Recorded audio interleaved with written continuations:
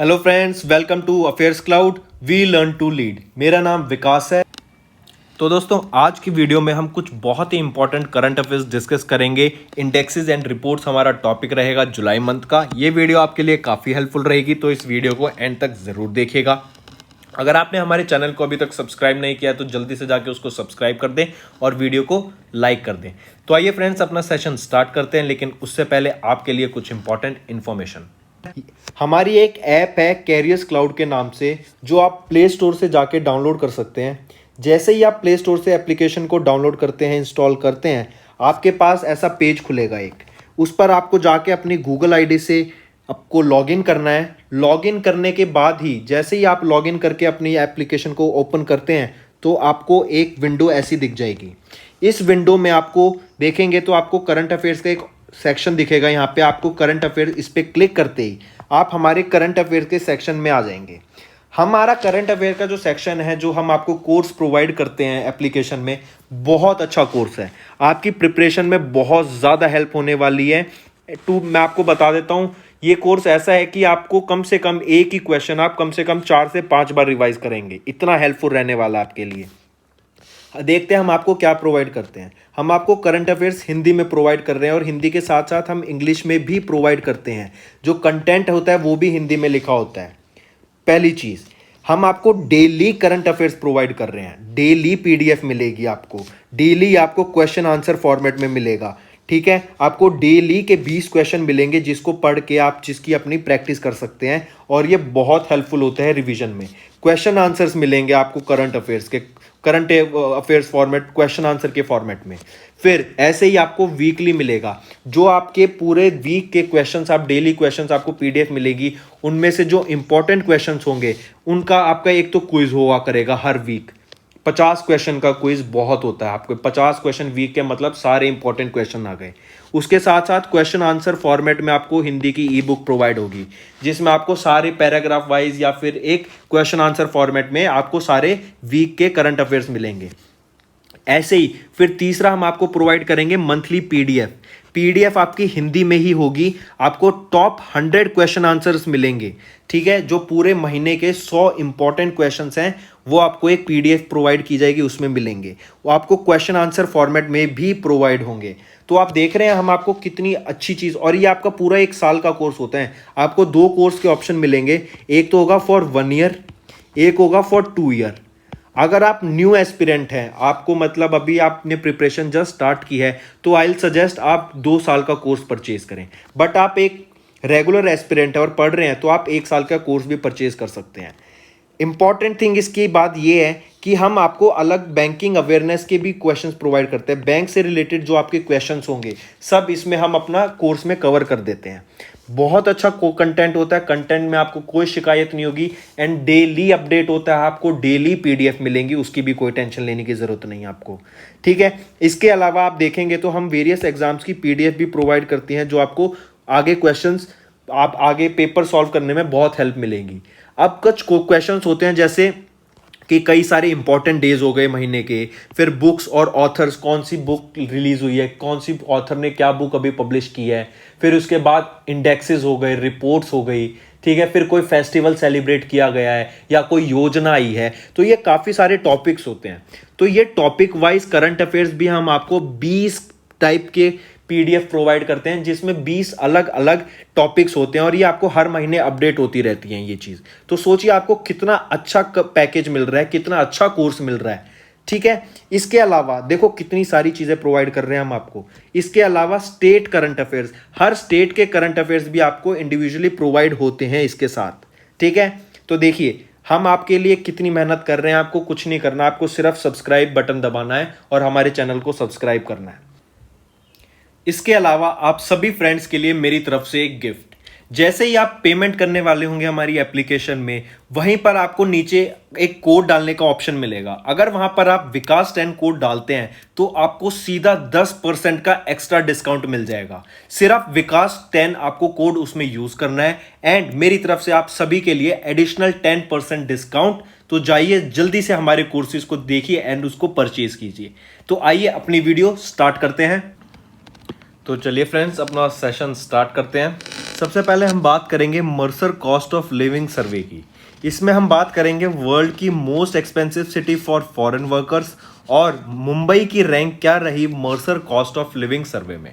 तो देखिए सबसे मोस्ट एक्सपेंसिव सिटी अब बन गई है अशगाबत, जो कि कैपिटल है तुर्कमेनिस्तान की, ठीक है। और अगर हम मुंबई की बात करें तो आपकी रैंक आती है मुंबई महाराष्ट्र की 78th आपकी मोस्ट एक्सपेंसिव सिटीज में, जो कि मर्सर की 27th annual cost of living survey था ये। सबसे टॉप पर रहा अशगाबत, जो कि तुर्कमेनिस्तान की कैपिटल, हांगकांग सेकंड पे और बेरेट लेबनान आपकी थर्ड पोजीशन पे आता है। इंडिया से याद रखना मुंबई की थी 78th रैंक। तो अगर हम मर्सर 2021 कॉस्ट ऑफ लिविंग की बात करें, जैसे हमने बताया इसमें बात की गई है वर्ल्ड की मोस्ट एक्सपेंसिव सिटीज की, कि वहां पे जाके लोग अगर दूसरी कंट्री से जाके वर्क करते हैं तो कौन सी उनको महंगी पड़ती है। इसमें जो रैंक आई है महाराष्ट्र मुंबई महाराष्ट्र की, वो 78th आई है। ऑलराइट। और अर्लियर 2018 की बात करें तो जो इंडिया की रैंक थी वो थी 60, और अब उसको 2020 की जो रैंक थी उसमें जो रैंक आई थी मुंबई की वो थी 60, और अब जो 2021 की मर्सर रैंकिंग आई है उसमें रैंक है 78, ठीक है। चलिए नेक्स्ट हम बात करेंगे ग्लोबल स्टार्टअप रैंकिंग की। ग्लोबल स्टार्टअप रैंकिंग क्या कि कौन सी कंट्री में स्टार्टअप इकोसिस्टम एक बिल्डअप है और सबसे अच्छा या बेहतर होता जा रहा है। तो इसमें बात करें तो इंडिया की क्या रैंक रही और टॉप किसने किया ये भी देखेंगे। तो सबसे पहले देखिए कि global startup ecosystem index release कौन करता है, स्टार्टअप ब्लिंक, बहुत इंपॉर्टेंट, ठीक है। स्टार्टअप ब्लिंक के द्वारा रिलीज किया जाता है। फिर आपसे पूछा जाए कि एक चीज और, ये 100 कंट्रीज से लिया गया था, और अगर अब इससे पूछा जाए कि टॉप किसने किया ग्लोबल इकोसिस्टम इंडेक्स में, तो यूएसए ने टॉप किया, सेकंड पे यूनाइटेड किंगडम, थर्ड पे रहेगा आपका इजराइल, और इंडिया की रैंक आएगी इंपॉर्टेंट, तो आपको याद रखना है इंडिया की रैंक है 20। ये तो हो गई कंट्री वाइज रैंकिंग। अगर मैं सिटी वाइज रैंकिंग की बात करूं तो सबसे अच्छी सिटी है आपकी यूएसए की सैन फ्रांसिस्को बे, जो ग्लोबल इकोसिस्टम को बढ़ावा देती है, एक स्टार्टअप्स को बढ़ावा देती है, ठीक है। स्टार्टअप को ग्लोबल स्टार्टअप इकोसिस्टम को बढ़ावा देने के लिए। सेकंड पे रहा आपका न्यूयॉर्क यूएसए, थर्ड पे रहा बीजिंग चाइना, और 10th पे रहा आपका बैंगलोर इंडिया।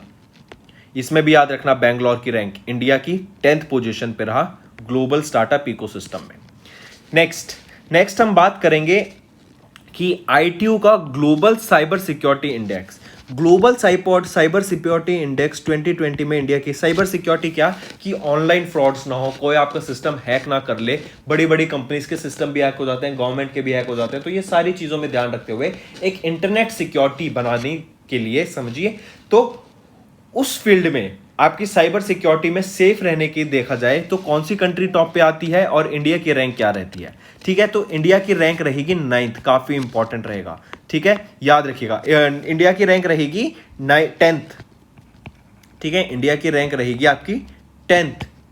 अभी आगे देखते हैं ग्लोबल साइबर सिक्योरिटी इंडेक्स 2020 का, जो कि चौथा एडिशन रिलीज किया गया था आईटीयू इंटरनेशनल टेलीकम्युनिकेशन यूनियन, जो कि एजेंसी है इंफॉर्मेशन एंड कम्युनिकेशन टेक्नोलॉजी की। इसमें बताया गया इंडिया की रैंक रही 10th with a score of 97.5, और इससे पहले जो 2018 में ग्लोबल साइबर सिक्योरिटी इंडेक्स आया था उसमें इंडिया की रैंक थी 47। तो इंडिया में बहुत ड्रास्टिक इंप्रूवमेंट देखा गया 37 स्पॉट्स का। अगर मैं बात करूं सबसे टॉप पर कौन रहा, इसमें टॉप किसने किया, वो किया यूएसए ने। सेकंड रहा आपका यूनाइटेड किंगडम, थर्ड रहा आपका सेकंड रहा आपका सऊदी अरेबिया। तो दो चीज आ गई, सेकंड पोजीशन आपकी दो कंट्रीज ने होल्ड की एक साथ, एक तो था यूनाइटेड किंगडम और दूसरा था सऊदी अरेबिया, और थर्ड पे आ जाता है आपका एस्टोनिया। इंडिया की रैंक रहेगी 10th इन द क्या global cyber security index for 2020, जो कि आईटीयू के द्वारा रिलीज किया जाता है। नेक्स्ट हम बात करेंगे वर्ल्ड हेल्थ ऑर्गेनाइजेशन और यूनिसेफ के द्वारा एक रिपोर्ट रिलीज की गई, जिसमें बताया गया कि all over the world around 23 million children ने अपनी वैक्सीन को मिस आउट कर दिया इन 2020। ये कोविड-19 की वैक्सीन है, इवन उसके अलावा भी जो आपको मीजल्स और वेरियस डिजीज से प्रोटेक्शन के लिए जो वैक्सीन लगती हैं उनको भी इन्होंने मिस आउट करा। तो ये डाटा किनके द्वारा रिलीज किया गया है, WHO और यूनिसेफ, इन दोनों ने मिलकर ये डाटा रिलीज किया, ठीक है। इसके आराम से बताया गया कि रिसेंटली कोविड-19 की वजह से जो ऑफिशियल फिगर था ना, उसमें हमने बहुत बढ़ाव देखा, 3.7 मिलियन का ज़्यादा देखा कि लोगों ने इतने और बच्चों को वैक्सीन नहीं लगी है 2019 के कंपैरिजन में। ठीक है, फिर इसमें बताया गया है कि जो 23 मिलियन चिल्ड्रन है, इसमें से 60% आपकी India, Nigeria, democratic Republic of Congo, Pakistan, Ethiopia, Brazil, Philippines, Anglo and Mexico से हैं। एंड इसमें से 17 मिलियन बच्चों को तो कोई भी वैक्सीन नहीं लगी आज तक, मतलब जीरो वैक्सीन, जो हमें प्रोटेक्शन के लिए, मीजल्स वगैरह के लिए, पोलियो के लिए, या फिर आपका बचपन में काफ़ी ज़्यादा डिजीज़ के लिए हमें वैक्सीन लगती थी। अब इन बच्चों को समझिए कोई भी वैक्सीन न लगी है, जीरो डोज। बहुत दर्दनाक एक डाटा है ये देखा जाए तो। ऑलराइट, फिर अगर हम बात करें, WHO south east and east Mediterranean regions are the most affected in immunisation disruption services. Disruption services मतलब वहाँ के जो हमें डाटा, हम उनको वैक्सीन प्रोवाइड करते थे, वो डिसरप्ट हो चुकी है, खराब हो चुकी है वहाँ का सर्विसेज वहाँ पे। नेक्स्ट हम बात करेंगे agriculture produce exports. Agriculture produce exports मतलब कौन सी कंट्री अपना एग्रीकल्चर को एक्सपोर्ट करती है, उससे रिलेटेड एक डाटा रिलीज किया गया वर्ल्ड ट्रेड ऑर्गेनाइजेशन में। इसमें इंडिया की रैंक याद रखिएगा, इंपॉर्टेंट है, 9th रही आपकी। ठीक है, इंडिया की क्या रैंक रही? 9th रही। इंडिया 9th रैंक पे रहा इन द रिपोर्ट जो कि रिलीज की गई वर्ल्ड ट्रेड ऑर्गेनाइजेशन की, जो कि है ग्लोबल एग्रीकल्चर एक्सपोर्ट की। टॉप 10 में से इंडिया आता है, 9th उसकी रैंक रही, जिसने रिप्लेस किया किसको? न्यूजीलैंड को रिप्लेस कर दिया 9th पोजीशन से। अब इंडिया काफी सारी चीजें एक्सपोर्ट करता है, जैसे राइस, कॉटन, सोयाबीन्स और मीट। पूरे वर्ल्ड में बहुत ज्यादा इंपोर्ट देखा गया। अगर हम इसी चीज की लिस्ट देखें तो इंडिया का जो एक्सपोर्ट परसेंटेज है वो है 3.5%, जो कि 9th पोजीशन पे होल्ड करता है। फिर यूरोपियन यूनियन ने यूएसए को भी सरपास कर दिया है अब, और जो यूरोपियन यूनियन एक्सपोर्ट करता है 16.1 फर्स्ट पोजीशन पे है, यूएसए सेकंड पे विद 13.8% एक्सपोर्ट, और ब्राजील है आपका थर्ड पोजीशन पे विद 7.8% एक्सपोर्ट। ठीक है, अगर 1995 की बात करें, यूएसए आपका लीडिंग एक्सपोर्टर था, 22.2% शेयर था। China has jumped from 6th spot in 1995 to 4th in 2090 with 5.4% export. Next आइए, नेक्स्ट हम बात करेंगे एक unified district information system for education plus, जिसको यूडाइस प्लस बोला गया, फॉर द ईयर 2019 एंड 20। ये रिलीज किया गया रमेश पोखरियाल निशंक के द्वारा, जो कि हमारे एक्स एजुकेशन मिनिस्टर थे। ठीक है, नाम important, full form important. Full form United district information system for education plus, UDISE plus की ये फुल फॉर्म रहेगी। ठीक है, किन के लिए है ये? स्कूल एजुकेशन इन इंडिया के लिए, उसके लिए लॉन्च किया गया। ये क्या है? ऑफिशियल स्टैटिस्टिक्स सिस्टम है of the ministry of education. अगर हम इसकी बात करें की पॉइंट्स की, ये कह रहा है कि जो ग्रोस एनरोलमेंट रेशियो है बच्चों का स्कूल्स में, all the levels for the year 2019 और 20 से कंपेयर करके देते 18-19 को, तो 19-20 में ये ग्रॉस एनरोलमेंट रेशो बढ़ा है, और जो पीपल टीचर रेशो है वो भी इंक्रीज हुआ है स्कूल एजुकेशन में। मतलब जो बच्चों का और टीचर्स का रेशो है उसमें भी इंप्रूवमेंट देखने को मिली है। एनरोलमेंट ऑफ गर्ल्स जो प्राइमरी और हायर सेकेंडरी में थे वो बढ़ गया 12.08 करोड़ से, विद एन इंक्रीज ऑफ, मतलब 12.08 करोड़ से बढ़ के 14.8 लाख कम हो गया कंपेयर टू 2018-19। ठीक है, एन इंक्रीज ऑफ 14.01 लाख। और गर्ल्स ने अपना प्राइमरी या फिर हायर सेकेंडरी के बीच में एनरोलमेंट लिया, एडमिशन लिया स्कूल्स में। ठीक है, ये डाटा आपको याद नहीं रखना, बस एक आपको आइडिया होना चाहिए कि क्या कह रहा है। फिर gender parity index at both secondary and higher secondary levels improve. Gender parity मतलब गर्ल्स बॉयज का रेशो भी इंक्रीज देखने को मिला है हमें। ऑलराइट, तो ये क्या बताता है? ये आपका unified district information system for education plus की रिपोर्ट है, जो कि आपको डाटा प्रोवाइड कर रही है। ठीक है, बस आपको ये याद रखना है किसके द्वारा रिलीज किया गया, यूडाइस प्लस। ये आपका मिनिस्ट्री ऑफ एजुकेशन के द्वारा रिलीज किया, और किसके लिए? स्कूल एजुकेशन को, उससे रिलेटेड डाटा, उससे रिलेटेड इंप्रूवमेंट जो देखने को मिली वो सारी इसमें बताई गई हैं। नेक्स्ट हम बात करेंगे यूकेबीआईसी की एक रिपोर्ट। यूकेबीआईसी क्या होता है आपका, और आपका एफटीए क्या होता है? एफटीए होता है फ्री ट्रेड एग्रीमेंट, और यूकेबीआईसी होता है United Kingdom India Business Council. एक Indo UK FTA can help in achieving Atmanirbhar Bharat. मतलब एक दूसरे के अगर हम एक्सपोर्ट करेंगे दूसरी कंट्रीज में, तो इंडिया के एक्सपोर्ट में बढ़ावा देखने को मिला, तो वो एक बहुत अच्छी चीज होती है, क्योंकि उससे हमारा क्या है? ट्रेड बढ़ेगा, उससे हमारे लोगों का एक्सपोर्ट बढ़ेगा, तो हमारे लोगों के पैसे, हमारे लोगों का आयात बढ़ेगा, तो हमारे यहाँ पे रेवेन्यू ज्यादा आएगा। ठीक है। तो according to a report road to UK India free trade agreement enhancing the partnership and achieving self reliance released by UKIC, UKIBC and free trade agreement between India and United Kingdom will help in achieving India's vision of आत्मनिर्भर भारत। मतलब इनके बीच में एक free trade agreement अगर होता है India और UK के बीच में तो वो आत्मनिर्भर भारत को बढ़ावा देगा, क्योंकि यहाँ के प्रोडक्ट फिर एक्सपोर्ट होकर आपके यूके जाएंगे।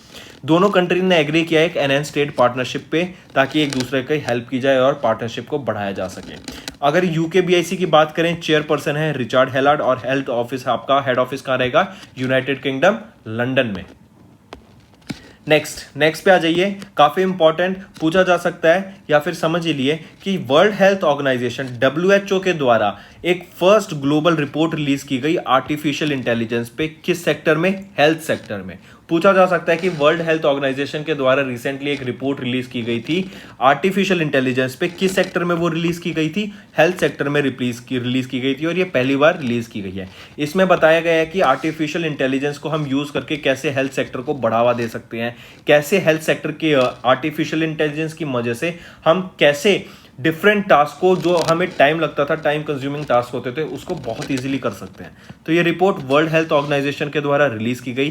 फिर इसमें बताया गया कि हम चैलेंजेस हमारे क्या फेस करेंगे हम अगर एआई को हेल्थ सेक्टर में यूज करते हैं। तो क्या है का उसका unethical collection of data, biasing AI platform, क्या पता उसकी जो एल्गोरिदम है उसमें थोड़ा बाइसिंग देखें, डाटा प्राइवेसी एंड सिक्योरिटी, कितना डाटा सच डाला गया है, कितना पेशेंट की सेफ्टी देखी जाएगी, तो क्या डाटा प्रोवाइड किया जा रहा है उस एआई में, क्या वो ठीक है यानी, क्योंकि जो डाटा प्रोवाइड किया जाएगा उसी हिसाब से आपका एआई वर्क करेगा। तो WHO ने 6 प्रिंसिपल दिए to maximise the utility of AI on public interest, और ये जो प्रपोज प्रिंसिपल थे वो थे protecting human autonomy, promoting human well-being and safety and the public interest, ensuring transparency, explainability and intelligibility, fostering responsibility and accountability, ensuring inclusiveness and equity, promoting AI that is responsive and suitable। ठीक है, तो ये थे आपके कुछ proposed principal जो कि आपका यूआईज के यूज से हम अपनी यूटिलिटी को मैक्सिमाइज कर सकते हैं। फिर अगर हम WHO की बात करें तो डायरेक्टर जनरल कौन है? Tedros एड्रोम Ghebreyesus. ये कब बना था? 1948 बना था। हेडक्वार्टर का है जिनेवा स्विट्जरलैंड में। एक चीज और, अगर WHO की बात कर रहे हैं तो इसका जो हेडक्वार्टर है जिनेवा स्विट्जरलैंड में, ये WTO as well as WIPO ये दोनों भी शेयर करते हैं। WTO क्या है? वर्ल्ड ट्रेड ऑर्गेनाइजेशन, और WIPO क्या है आपका? World intellectual property organisation. Next हम बात करेंगे, इंडिया अभी 2030 तक का टारगेट रखा है इंडिया ने कि 26 गीगावाट या फिर आप इसको कह सकते हैं 26,000 megawatt of hydro power project, ताकि हम इतनी energy using the hydro power projects और जनरेट कर सकें 2030 तक। ये इंडिया ने प्रोजेक्ट लाने की बात करी है। तो ये प्रोजेक्ट लाने की बात करी तो ये रिपोर्ट किसके द्वारा रिलीज की गई है? जो सारा मैंने आपको बताया, ये रिपोर्ट IEA जो कि इंटरनेशनल एनर्जी एजेंसी के द्वारा रिपोर्ट रिलीज की गई कि इंडिया 2030 तक 26 गीगावाट या फिर 26,000 मेगावाट ऑफ एनर्जी को लाने की बात कर रहा है through hydro power projects. Alright, और रिपोर्ट का नाम hydro power special market report analysis and forecast to 2030 जो कि इंटरनेशनल एनर्जी एजेंसी IEA के द्वारा रिलीज की गई। ठीक है, फिर अगर बात करूं हाइड्रो पावर क्यों? क्योंकि हाइड्रो पावर एक रिन्यूएबल एनर्जी है। रिन्यूएबल एनर्जी क्यों? मतलब ये आपकी एनर्जी के जो फ्लो होता है, पावर का फ्लो होता है, वाटर का फ्लो होता है, उससे बनती है। टर्बाइंस को घुमा के एनर्जी जनरेट की जाती है। उससे क्या है कि जो आपको टर्बाइंस को रन करने में इलेक्ट्रिसिटी लगती है, चाहे वो कोल से बने या किसी और चीज से बने, वो बहुत लिमिटेड होती है एंड जो आउटपुट मिलता है आपका वो बहुत ज्यादा होता है। ऑलराइट, तो ये बहुत लो कार्बन इलेक्ट्रिसिटी है, मतलब ये कार्बन बहुत कम रिलीज करती है एटमॉस्फेयर में एज कंपेयर टू जो आपके ट्रेडिशनल जैसे कोल को बर्न करने से। नेक्स्ट हम बात करेंगे एक World wide fund for Nature and UNEP United Nation Environment Programme, इन दोनों के द्वारा एक रिपोर्ट रिलीज की गई जिसमें बताया कि ह्यूमन वाइल्ड लाइफ का जो कन्फ्लिक्ट है ना, ये सबसे बड़ा थ्रेट है एनिमल स्पीशीज के लिए। क्योंकि हम देखते हैं कि ह्यूमंस अपनी सुविधा अनुसार देखते हैं, हम काफी सारे एनिमल्स का हैबिटेट खत्म कर देते हैं जिसकी वजह से उनकी स्पीशीज एक्सटेंट होती जा रही है। हम देख रहे हैं, हम पिछले कुछ सेंचुरी से डेकेड से देखते आ रहे हैं कि हर डेकेड कोई ना कोई स्पीशीज एक्सटेंट हो जाती है। रीजन क्या है कि ह्यूमंस अपनी सुविधा के लिए जो उनका हैबिटेट खराब कर देते हैं, खत्म कर देते हैं, तो वो उनका तो एनवायरमेंट जो इकोसिस्टम उनके लिए बना हुआ है वो खत्म हो जाता है, तो वो वहां फिर सर्वाइव नहीं कर पाते हैं, उनकी स्पीशीज फिर खत्म हो जाती है। तो इसी से रिलेटेड बात की गई कि world wide fund for nature WWF और united nation environment programme UNEP के द्वारा एक रिपोर्ट रिलीज की गई, a future for all need for human wildlife coexistence, मतलब दोनों को साथ मिलकर आगे बढ़ना बहुत जरूरी है। उसके लिए क्या क्या चीजें होंगी वो सारा आपसे बात की गई, एंड मिलके अगर बढ़ेंगे तो बहुत ज्यादा अच्छा होगा, क्योंकि एक इकोसिस्टम बना रहेगा। ठीक है, तो अगर हम इस रिपोर्ट की बात करें तो इसमें देखा गया कि on global front conflict related killing affects more than 75% of the world's wildlife cat species with other terrestrial and marine carnivore species such as polar bear, Mediterranean monk, seal as well as elephants. ठीक, elephants की बात करें तो पिछले time हम देखें कि 500 elephants की डेथ हो गई थी 2014-15 और 18-19 के बीच में, and mostly due to human elephant conflict, कि आदमी और ह्यूमंस के बीच में कन्फ्लिक्ट हुआ, उसकी वजह से 500 एलिफेंट्स की डेथ हो गई। And during the same period around 2361 people were killed as a result of conflict with elephants alone. तो सबसे ज्यादा कन्फ्लिक्ट ह्यूमंस और एनिमल्स के बीच में चलता रहता है, जिसकी वजह से हमने नोटिस भी किया कि कितनी सारी स्पीशीज हैं एनिमल्स की वाइल्ड लाइफ में जो कि खत्म हो गई हैं just because of the human intervention. Next हम बात करेंगे ऑक्सफैम के द्वारा अभी एक रिपोर्ट रिलीज की गई जिसका नाम है द हंगर वायरस मल्टीप्लाइज। ये रिपोर्ट बताती है कि हंगर, भूख की वजह से आपके हर मिनट 11 लोगों की डेथ होती है। ये डाटा रिलीज किया गया है ऑक्सफैम की रिपोर्ट के दौरान, जिसका नाम है द हंगर वायरस मल्टीप्लाइज। ठीक है, ये ऑक्सफैम जो कि एक ग्लोबल एंटी पॉवर्टी ऑर्गेनाइजेशन है जिसका हेडक्वार्टर नायरोबी कीनिया में है, उनके द्वारा रिलीज की गई कि हर एक मिनट में 11 लोग मरते हैं भूखमरी की वजह से, जो कि बहुत ज्यादा है कंपेयर टू कोविड-19, जो कि कोविड-19 की वजह से सिर्फ 7 लोगों की डेथ होती है पर मिनट। ठीक है, इसमें देखा गया कि हम लोग बहुत भूखमरी हैं, इवन ये कोविड-19 की वजह से ये सिचुएशन और ज्यादा खराब होती जा रही है। ऑलराइट, वॉर टोन कंट्रीज जैसे अफगानिस्तान में देख रहे हैं अब, Ethiopia, south Sudan, Syria, Yemen, ये क्या है, वर्स्ट हंगर हॉटस्पॉट है, यहाँ पे भूखमरी सबसे ज्यादा देखने को मिलती है आपकी। फिर ग्लोबल वार्मिंग भी एक रीजन है, इकोनॉमिक रिसेशन, कोविड-19 की वजह से सब कुछ थम गया था। अब आप देखेंगे कि फूड प्राइसेस भी ज्यादा होने लगेंगे, बट रिसेंटली रिपोर्ट आई थी कि आने वाले डेकेड में हम फूड प्राइसेस को बहुत कम कर देंगे, क्योंकि अगर हम कम नहीं करते हैं उसकी वजह से भूखमरी बहुत ज्यादा ही बढ़ने वाली है। अगर ऑक्सफैम की बात करें तो 1942 में रिलीज किया गया था। एग्जीक्यूटिव डायरेक्टर है इनके गैब्रिएला बुचर, और जो हेडक्वार्टर रहेगा आपका ऑक्सफैम का वो है नायरोबी कीनिया में। नेक्स्ट हम बात करेंगे एक रिन्यूएबल इंटीग्रेशन इन इंडिया। ये एक रिपोर्ट रिलीज की गई नीति आयोग और IEA के द्वारा मिलके। नीति आयोग से कौन थे आपके, डॉक्टर राकेश सरवाल जो कि एडिशनल सेक्रेटरी हैं नीति आयोग के, और केस्को सदामोरी ये डायरेक्टर हैं of energy markets and security international energy के। जॉइंटली इन दोनों ने मिलकर इस रिपोर्ट को रिलीज किया जिसका नाम है renewable integration in India 2021। Organisation पूछे जाएंगे आपसे, वो इंपॉर्टेंट है। नीति आयोग एंड IEA ने मिलके ये रिपोर्ट रिलीज की थी, renewable integration in India 2021।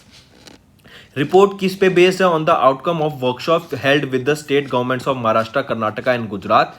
These were to help to understand the specific energy transition challenges faced by the renewable rich states.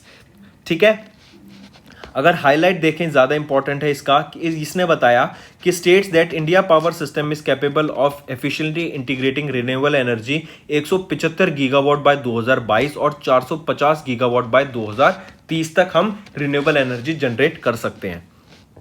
The efficient integration will require identification of resources and proper planning वगैरह, energy storage, उस energy को transport कैसे करेंगे हम, उस सब का एक प्रॉपर एक सिस्टम बनाना पड़ेगा। To accelerate transition to clean energy system, Indian states must employ wide variety of flexibility options such as demand response, flexible operations of coal-based power plants, storage and grid improvements. इन सब की improvement देखने को मिलेगी, तभी हम clean energy, जो हमारा traditional energy source है एनर्जी जनरेशन का, उसको शिफ्ट करके हम क्लीन एनर्जी मतलब रिन्यूएबल एनर्जी पे शिफ्ट कर सकते हैं। नेक्स्ट हम बात करेंगे, अभी एक रिपोर्ट रिलीज की गई, एंड्स होते हैं इलेक्ट्रॉनिक निकोटिन डिलीवरी सिस्टम। जैसे आप देखते हैं हुक्का होता है जिसमें आप इलेक्ट्रॉनिक हुक्का होता है, फ्लेवर्ड हुक्का आ रहे हैं आजकल। तो ये क्या है, इनकी वजह से रिपोर्ट रिलीज की गई है एक वर्ल्ड हेल्थ ऑर्गेनाइजेशन के द्वारा कि जब जो लोग एंड्स प्रोडक्ट यूज करते हैं ये, उसकी वजह से आप धीरे धीरे देखते हैं कि वो शिफ्ट हो जाते हैं आपके टोबैको प्रोडक्ट्स की तरफ।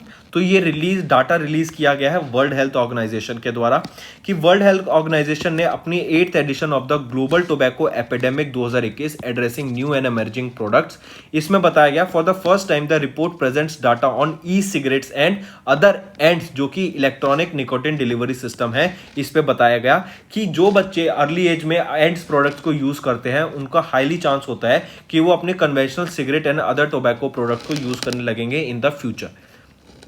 ठीक है, टोबैको को यूज को कम करने के लिए हम देख रहे हैं कि बहुत सारी कंट्रीज ने इनिशिएटिव लिया है, लेकिन अभी तक सिर्फ 32 कंट्री ने बैन किया है sale of end products, while 79 countries ने पार्शियल रेगुलेशंस लगाए हैं। मतलब वहां पे अभी भी चल रहा है product sale of this end product. फिर टोबैको की बात करें, ये मोर देन 8 मिलियन पीपल लोगों की डेथ लेते हैं एवरी ईयर। अगर वर्ल्ड हेल्थ ऑर्गेनाइजेशन हम देख चुके हैं, टेड्रोस घेब्रेयेसस, हेडक्वार्टर रहेगा आपका जिनेवा, स्विट्जरलैंड। एक डाटा और याद रखना, जो स्मोकिंग है ना वो ओवर 15 ईयर्स तक की अगर हम बात करें तो डिक्रीज हो गई है। पहले के लोग 22.7% देखते थे हम कि 15 साल तक के बच्चे अपने स्मोकिंग शुरू करते हैं, लेकिन अब सिर्फ वो 17.5% ही रह गया है। नेक्स्ट हम बात करेंगे ऑटोमेशन इन एशिया पैसिफिक, ये एक इम्पैक्ट क्या रहा उसकी बात करेंगे ऑटोमेशन का एशिया पैसिफिक में। ऑटोमेशन क्या है, ऑटोमेशन होता है कि आपका सब कुछ आप मशीन्स पे शिफ्ट कर देना, ऑटोमेटेड हो जाना, वहां पे वो खुद ही करते रहेंगे रिपीटेड वर्क। ठीक है, जैसे कंस्ट्रक्शन में होता है आपका, माइनिंग में हम देख सकते हैं। तो इसमें बताया गया कि India ranked 5th highest in the terms of the impact from automation in Asia Pacific. ये एक ऑटोडेस्क के द्वारा रिलीज किया गया डाटा। मतलब अब जैसे मान लो माइनिंग में क्या है कि एक रिपीटेटिव वर्क है आपका, कंस्ट्रक्शन में रिपीटेटिव वर्क है, तो वो एक कंप्यूटर या फिर एक मशीन भी कर सकती है आपका। अगर वो मशीन करेगी तो उससे क्या होगा, जो एम्प्लॉयमेंट है उस सेक्टर में वो कम हो जाएगी। तो यही डाटा बता रहा है कि 5th हाईएस्ट टर्म्स है in the impact of automation India and 9th in the terms of level of preparedness among 12 Asia Pacific countries. जो सबसे ज्यादा प्रिपेयर्ड है ऑटोमेशन के लिए वो है जापान, सिंगापुर और ऑस्ट्रेलिया, और जो लीस्ट प्रिपेयर्ड कंट्रीज हैं वो है इंडिया, बांग्लादेश एंड पाकिस्तान। ये सबसे ज्यादा रिस्क पर है for the incoming wave of automation. ठीक है, अगर हम बात करें ऑटोमेशन की, जैसे agriculture sector, manufacturing sector, construction sector, इनमें आपका देखेंगे कि सबसे ज्यादा इंडिया का सेक्टर लगा हुआ है, एम्प्लॉयमेंट सबसे ज्यादा इस सेक्टर में है। और जो ऑटोमेशन की वजह से जो सेक्टर रिस्क में आ जाते हैं वो है कंस्ट्रक्शन, माइनिंग एंड ट्रांसपोर्ट का एग्जांपल दूं, जैसे आप टेस्ला देखा आपने, टेस्ला ने अपनी सेल्फ ड्राइविंग कार्स रिलीज कर दी हैं, तो उसके वो अपने सेल्फ ड्राइविंग ट्रक्स भी रिलीज कर रहे हैं for the transport of goods from one place to another. लेकिन हम देखते हैं कि मोस्ट जो ट्रक्स होते हैं उस पर बहुत ज्यादा लोगों की आयात, जो उनके लोगों की इनकम वो डिपेंड करती है, जो ट्रक ड्राइवर्स होते हैं, बिकॉज वही एक सामान को एक दूसरे से दूसरी जगह लेके जाते हैं। अगर वही खत्म हो जाएगा तो वो पूरा सेक्टर ऑटोमेटेड हो गया, तो वो जो लोग, कितने सारी पॉपुलेशन जो सिर्फ उन ड्राइविंग पे रिलेटेड है, डिपेंड करती है, वो खत्म हो जाएगी। तो अगर ऑटोडेस्क फाउंडेशन की बात करें, प्रेसिडेंट एंड सीईओ हैं लेनिल कैमरन, हेडक्वार्टर है सैन फ्रांसिस्को कैलिफोर्निया यूएसए, और डिलॉयट के ग्लोबल सीईओ हैं पुनीत रंजन और हेडक्वार्टर रहेगा न्यूयॉर्क यूएसए। तो फ्रेंड्स, ये थी हमारी वीडियो। अगर आपको आज हमारी वीडियो से कुछ ना कुछ सीखने को मिला है तो जल्दी से जाइए और हमारे चैनल को सब्सक्राइब कर दें और इस वीडियो को लाइक कर दें। और फ्रेंड्स, अगर आपको हमारे कंटेंट से रिलेटेड या फिर हमारी कोई ऐप से इशू आ रहा है, कोई भी आपको प्रॉब्लम है, तो आप हमारी जीमेल आईडी जो कि है support@affairscloud.com या फिर हमारा नंबर 9677333862 पर कांटेक्ट कर सकते हैं एंड हमारी टीम जल्दी से जल्दी आपके इशू को रिजॉल्व करने में आपकी सहायता करेगी। So take care.